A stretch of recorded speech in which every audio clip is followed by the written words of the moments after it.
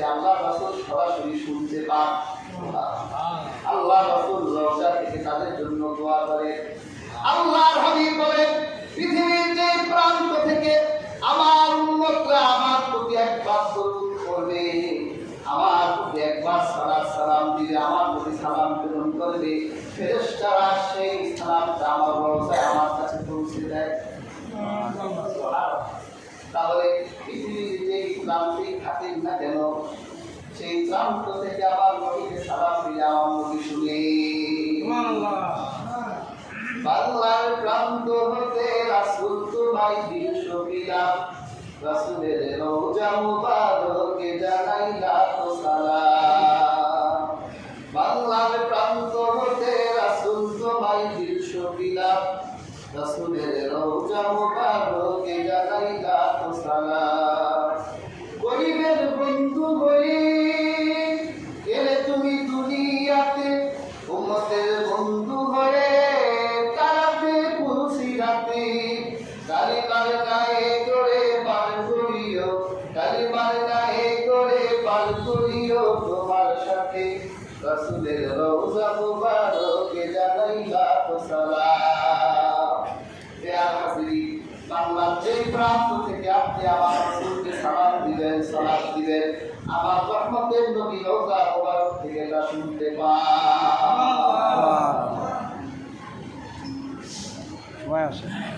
কাজী হাজিরিন, আল্লাহ হাবিবের শানে অধিক পরিমাণ দরুদ করবেন যেন রাসূলুল্লাহ মদিনার রওজা থেকে তিনি শুনতে পান।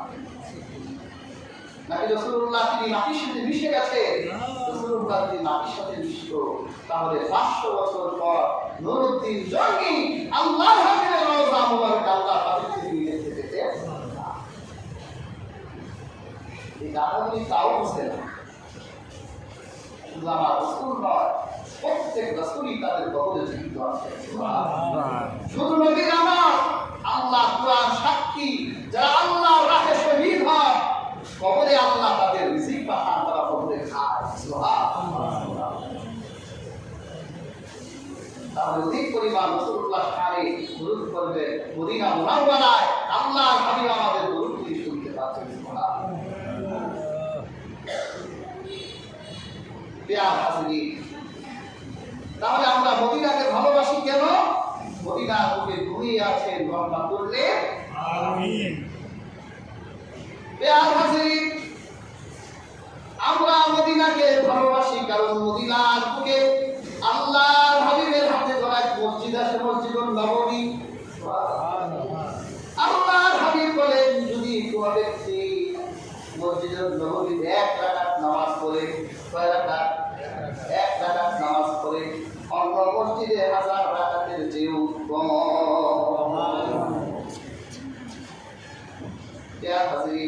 আল্লাহ হাবিব যখন মদিনায় গেলেন, মদিনায় যাওয়ার পর আল্লাহর হাবিব নামাজের জন্য একটা মসজিদ বানাবেন।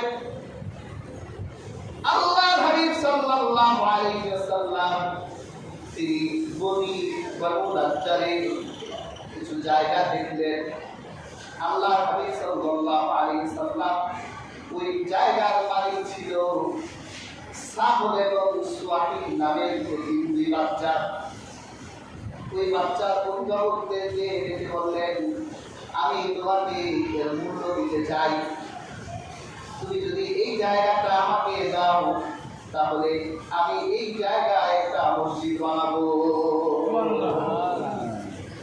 ইয়া রাসূলুল্লাহ, ইয়া হাবিবাল্লাহ, আপনার কাছ থেকে আমরা মূল্য নিব না, কিয়ামতের দিন আল্লাহর কাছ থেকে আমরা মূল্য নিতে চাই। আমার নবীজি ওই জায়গার ভিতরে যখন মুশরিকদের কবর ছিল, যারা শিরক করত, মুশরিক তাদের কবর ছিল, খেজুর গাছ ছিল, আল্লাহ হাবিব সাল্লাল্লাহু আলাইহি সাল্লাম কবরগুলো খুললেন, হাঁটি যা ছিল আল্লাহ হাবিব সবগুলো ফেলে দিলেন। এরপর আল্লাহ রাসূল সাল্লাল্লাহু আলাইহি সাল্লাম সাহাবীদেরকে নিয়ে তিনি মসজিদ বানাতে শুরু করলেন। সুবহানাল্লাহ। যখন মসজিদের মেঝ বানানো হয়ে গেল, ছাউনি বানানো হয়ে এমন সময় হযরত জিবরীল গেলেন, ইয়া রাসূলুল্লাহ, ইয়া হাবিবাল্লাহ, আপনি ছাউনি বানাবেন। হযরত মুসা নবী যেরকম ছাউনি বানিয়েছিল আপনার ভাই মুসা নবীর ছাউনির মতো ছাউনি বানাবেন। আল্লাহর হাবিব বলল সাহাবীরা আমার ভাই হযরত মুসার ছাউনির মতো ছাউনি বানাও। ইয়া রাসূলুল্লাহ মুসার ছাউনি যেমন ছিল আল্লাহর রাসূল বলেন হযরত মুসা নবীর ছাউনি ছিল সে যখন যুদ্ধ তখন ওই ছাদ তার মাথার সাথে স্পর্শ লাগতো, তার মাথায় লাগতো ছাদ। ওই রকম বানাও। ইয়া হাজিরিন খেজুর পাতা দিয়ে আর লতা পাতা দিয়ে মসজিদুল নববী আল্লাহর হাবিবের হাতে গড়া মসজিদের ছাদ হয়ে গেল। সুবহানাল্লাহ। জিবরিল দাঁড়িয়ে রইলেন, চারদিকে পাথর বসানো হলো। আল্লাহর হাবিবের একজন সাহাবী ছিলেন হযরত আম্মার ইবনে ইয়াসির, রাসূলুল্লাহর এক সাহাবী আম্মার। এই আম্মারের মা মহিলাদের মধ্যে তিনি সবার আগে ইসলাম গ্রহণ করেছেন। এই আম্মারের মা সুমাইয়া করে ইসলামের প্রথম শহীদ। পেয়ার হাজিরিন এই আম্মার সবাই একটা করে পাথর নেয়, আম্মার দুইটা করে পাথর নেয়। আল্লাহর হাবিব খুশি হয়ে গেলেন। আল্লাহর হাবিব বলে আম্মার সবাই একটা সওয়াব পাবে আর ওই দুইটা সওয়াব পাবে। সুবহানাল্লাহ। হযরত আম্মার তিনি দুইটা করে পাথর নিচ্ছে, তখন একজন তার দিকে তিনটা পাথর দিয়ে দিলেন। তখন হযরত আম্মার বলল ইয়া রাসূলুল্লাহ আমি দেখছি এরা আমাদের মেরে ফেলবে। আল্লাহ রাসূল তখন একটা ভবিষ্যৎবাণী করেছিলেন।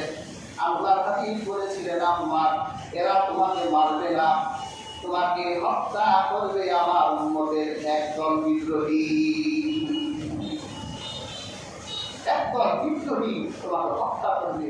রাসূলুল্লাহ আরেকটি ভবিষ্যৎবাণীতে রাসূলুল্লাহ বলেছেন তোমার শেষ খাবার হবে এক পেয়ালা দুধ। পেয়ার হাজিরিন আম্মারের বয়স তখন 91 বছর হয়ে গেল। কত বছর? 91। আল্লাহর হাবিবের জামানা চলে গেল, আবু বকর ও ওসমানের জামানা চলে গেল। হযরত আলী যখন ক্ষমতায় আসলেন, খলিফা হলেন, হযরত ওসমান রাদিয়াল্লাহু তাআলা আনহু যখন হত্যা করা হলো, তখন হযরত আলীর সাথে মুয়াবিয়ার দ্বন্দ্ব হলো। আমাদের দেশে এক শ্রেণীর শিয়া পন্থী সুন্নি হুজুর আছে যারা এই সাম্প্রতিক মোবাইল খুললে দেখবেন এরা হযরত আলী মুয়াবিয়া রাদিয়াল্লাহু তাআলা আনহুকে জাহান্নামী বলে, বাগী বলে, মুনাফিক বলে গালি দেয়, সাহাবী থেকে খালেজ করে দেয়। পেয়ার হাজিরিন মহা সমস্যা দাঁড়িয়েছে। আল্লাহ রাসূল বলেছেন আমার এক একজন সাহাবী আকাশের তারার মতো। যে একজন সাহাবীর অনুসরণ করবে আল্লাহ তাকে হেদায়েত দিবেন। সেখানে এক শ্রেণীর শিয়াপন্থী সুন্নি মওলানা ইমাম হযরত মুআবিয়া রাদিয়াল্লাহু তাআলা আনহুকে গালি দেয়। আমি পর্যবেক্ষণ করে দেখেছি গালি দেওয়ার কারণ আছে। মুঘল সাম্রাজ্যের দ্বিতীয় শাসক হুমায়ুন যখন সম্ভবত সে শের শাহর কাছে একবার পরাজিত হয়েছিল, আশ্রয় কেউ দেয় না, রাজনৈতিক আশ্রয় লাগে না। ইরানের তদানীন্তন শাসক, ইরান তো শিয়া, তদানীন্তন শাসক এই হুমায়ুনকে আশ্রয় দিয়েছিল, রাজনৈতিক আশ্রয় শর্ত দিয়েছিল তোমাকে শিয়া হতে হবে। এই হুমায়ুন প্রথম শিয়া মতবাদ গ্রহণ করে দ্বিতীয়বার যখন শের শাহকে পরাজিত করে তখন এই মুঘল সাম্রাজ্যে শিয়া মতবাদ উঠে যায়। মুঘল এই হুমায়ুনের সন্তান আকবর হচ্ছে পৃথিবীর সবচেয়ে বড় শিয়া, আর তার দুইজন হুজুর ছিল মোল্লা ফয়জি, আরেকটা হচ্ছে আবুল ফজল আইনে আকবরীর লেখক। এই দুইটা ছিল শিয়া মোল্লা। এদের হাত ধরে শিয়া মতবাদ এই পৃথিবীতে এই উপমহাদেশে ছড়িয়ে পড়েছিল। এই জন্য আপনারা ঢাকা শহরে দেখবেন ইমাম বাড়া এরা বানায় আগের দিনের রাজা বাদশাদের, কারণ আগের দিনের মুঘল সাম্রাজ্যের বেশিরভাগ রাজা বাদশারাই ছিল শিয়া। বিষাদ সিন্ধুর লেখক মীর মোশাররফ হোসেন এই লোকটা ছিল শিয়া। এই শিয়া মতবাদের সাথে আমরা থাকতে থাকতে আমাদের অনেক বুজুর্গরা এখন শিয়া হয়ে গেছে। হযরত মুআবিয়া রাদিয়াল্লাহু তাআলা কে গালি দেয়।